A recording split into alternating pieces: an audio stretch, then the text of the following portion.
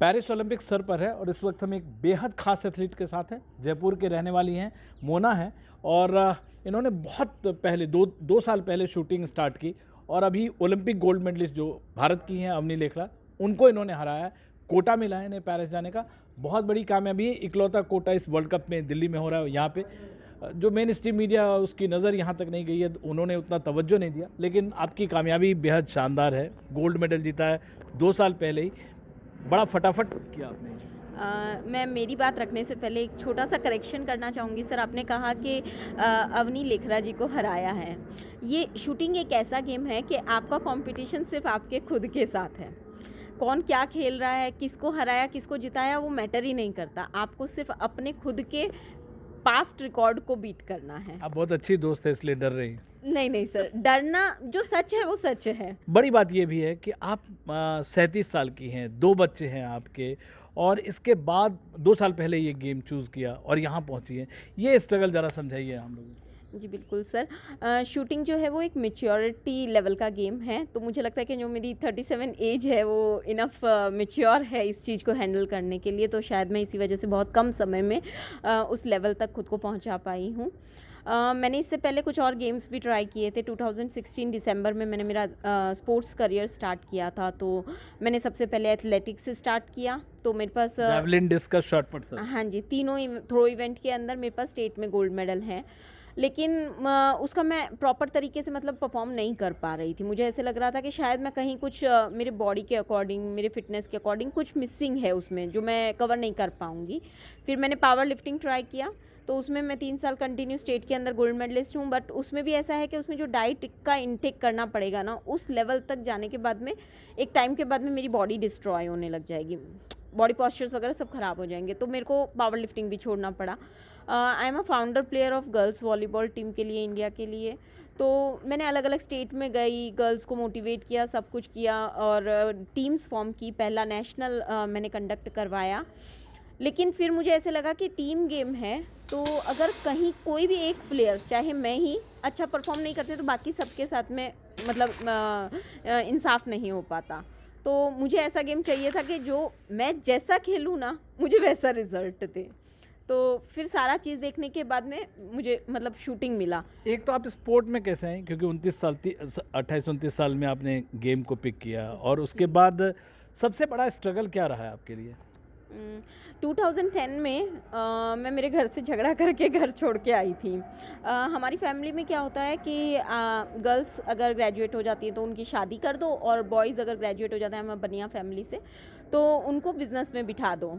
तो मेरे लिए शादी के लिए ऐसे था कि ठीक है, पढ़ाई ख़त्म हो गई, अभी शादी करो। और मेरी ज़िद ये थी कि मैं कुछ बनना चाहती हूँ। मैं मतलब सॉर्ट ऑफ एक थिंकिंग थी कि 2 रोटी के लिए किसी पे डिपेंडेंट नहीं रहना है। तो उस ज़िद में मैंने कहा कि नहीं, मैं तो जॉब वॉब करूँगी। तो मेरे दादाजी गुस्से हो गए थे, तो बोले, मैंने कहा कि ठीक है, मैं जा रही हूँ आपका घर छोड़ के। तो मैं मेरी पॉकेट में 10,000 रुपीज़ लेकर और घर छोड़कर आ गई थी कि मैं जयपुर आ गई थी। अच्छा। तो मैंने कहा कि मैं अकेले रहूँगी। तो बोले कि फिर हम वापस घर में नहीं आने देंगे। मैंने कहा नहीं आना मुझे आपके घर में। मेरे पापा ने मुझे सपोर्ट किया, बोले कि तुझे जहाँ रहना है रह, फाइनेंशियल जो भी सपोर्ट चाहिए मैं करता हूँ। मैंने कहा नहीं चाहिए मुझे आपका पैसा, मैं कुछ बन जाऊँगी तब देखेंगे। तो मैं 2010 में आने के बाद मैंने छोटी मोटी प्राइवेट जॉब्स की पहले। फिर मैंने एक कंपनी में 2012 में जॉब स्टार्ट की एज अ रिसेप्शनिस्ट। उसी कंपनी में 3 साल में प्रमोट होकर मैं उस कंपनी के अंदर, उसके हेड ऑफिस के अंदर एक बहुत अच्छी पोस्ट के ऊपर रही हूँ।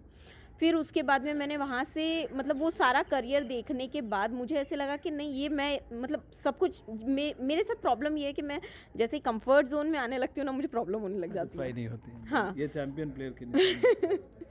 तो मुझे जहाँ कंफर्ट जोन फील होने लगा, तो मैंने कहा कि नहीं, मुझे ये सब नहीं चाहिए। व्हील का स्ट्रगल कैसा रहा, इस व्हील चेयर पे होना? अगर बताएं वहाँ से स्पोर्ट्स में मैं गेम्स के लिए व्हीलचेयर बाउंड हूँ। कैलिपर पहन के थोड़ा थोड़ा वॉक कर सकती हूँ, मैं एटलीस्ट अपने पर्सनल काम कर सकती हूँ। तो व्हीलचेयर बाउंड ये हुआ था पोलियो। पोलियो है मुझे बचपन से। जब मैं 9 महीने की थी तब पोलियो ड्रॉप्स रिएक्शन कर गए थे। तो मतलब मैं नहीं, मतलब जब मैं चलती थी और अभी मैं व्हीलचेयर बाउंड हूँ, तो मैं दोनों लाइफ को कंपेयर करूँ तो बहुत डिफ़िकल्ट है। व्हीलचेयर बाउंड की लाइफ बहुत डिफ़िकल्ट है। आपको हर जगह हेल्प चाहिए। स्टेयर्स है, अगर कहीं पे आपको रैंप नहीं मिल रहा है तो भी हर चीज़ के लिए बहुत डिफ़िकल्टीज़ है। अगर मैं थोड़ा बहुत वॉक करती थी ना, अभी भी करती हूँ कैलिपर पहन के, तो वो लाइफ एटलीस्ट इस लाइफ अच्छा, से अभी थोड़ा तक आपको comfort- सबसे मुश्किल बात क्या आई है लाइफ में?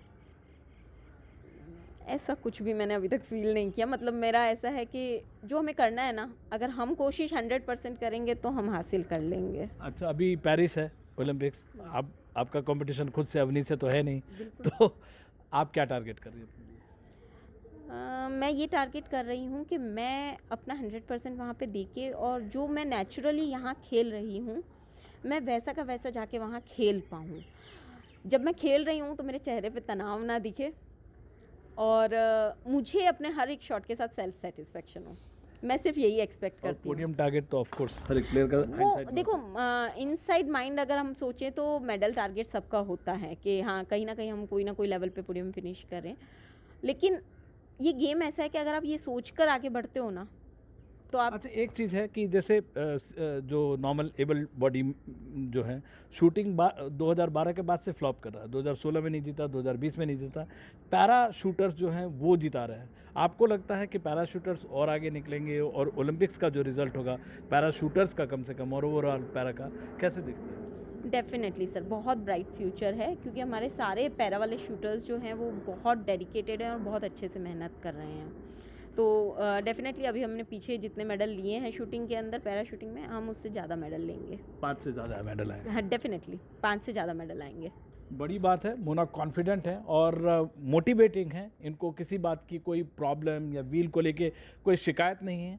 अभी बड़ी बात यह है कि इन्होंने अवनी लेखरा जैसे प्लेयर को, ओलंपिक गोल्ड मेडलिस्ट को हराया, यहाँ गोल्ड जीती है, लेकिन सॉर्टेड हैं, ये पोडियम पे ज़रूर पहुंचना चाहती हैं, लेकिन उसको लेकर कोई तनाव नहीं लिया है। और शायद यही वजह है कि पैरा ओलंपिक या पैरा एथलीटों से, मोना जैसे एथलीटों से ज़्यादा उम्मीद रहेगी। दिल्ली से विमल मोहन, NDTV इंडिया।